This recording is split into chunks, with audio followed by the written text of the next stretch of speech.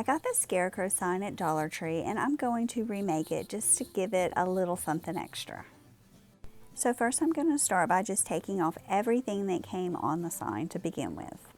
I'm going to apply some heat so I can loosen up the glue behind that bow and pop off the hat brim and the little nose piece and save that for later.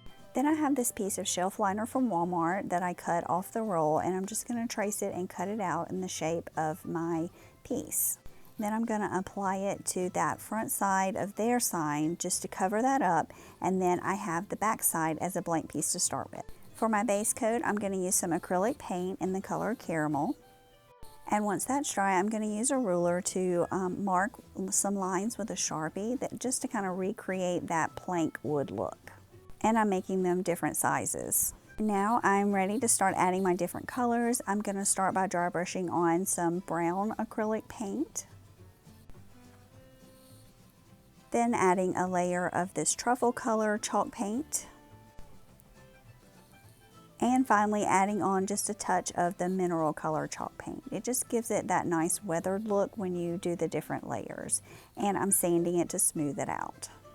Now I'm going to work on my hat. So I'm going to spread on some tacky glue and use a little hot glue too to start layering on these pieces of corn husk. And I'm just going to keep adding on layers until I get to the top. Now it's okay if you need to add on little pieces, or if you put some on that are kind of twisted. I think it just adds to the texture and the character of the piece. And once it's all covered, I'm going to use my scissors to trim around the edges and get it back to that original shape. And then I'm going to brush on some antiquing wax just to kind of distress it a little, brushing it on with a chip brush and then wiping it with a baby wipe to smooth it and smear it around. And now I'm going to use this burlap ribbon to glue onto the hat brim piece that I took off earlier. And once that's secure, then I can trim the edges and glue it onto my piece. And now I'm ready to work on my face, so I get the little nose that I took off.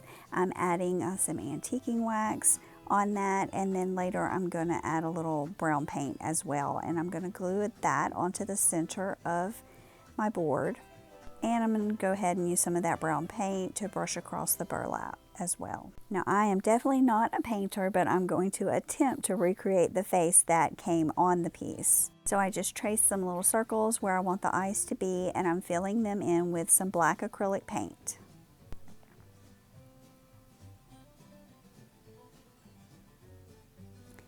And then I'm going to add a few little eyelashes on the corner, just like the original piece had.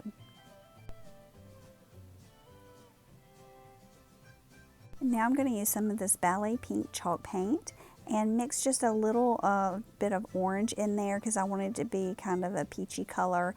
I'm using this sponge brush just to dab it on as the cheeks. I really like how the sponge brush just gives it some extra texture.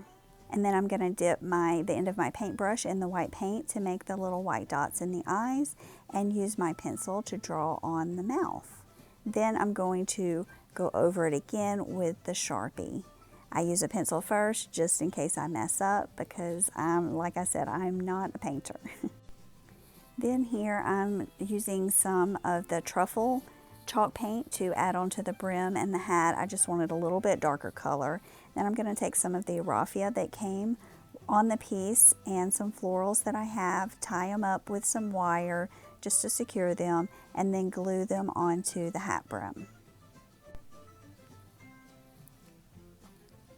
Then I'm going to add a few fall leaves on there.